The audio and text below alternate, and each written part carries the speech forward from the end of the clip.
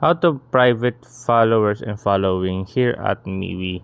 So here in this video, I'll be teaching how to private your profile, so your followers and following cannot be seen. So let's get started. All we need to do is open up our MeWe right here. As you see, we're here at my MeWe, and once we click on our profile right here, there's about 14 followings right there. There you go. Oh, and as you can see, right, I posted something 9 minutes ago. Hope you guys like it if you're using MeWe.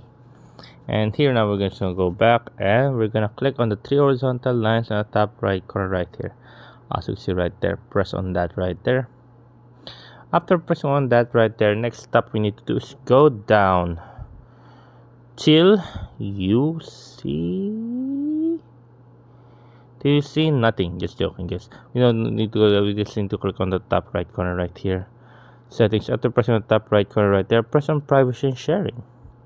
After pressing on privacy and sharing, you say public profile. Allow others on MeWe to follow you and see your follow list.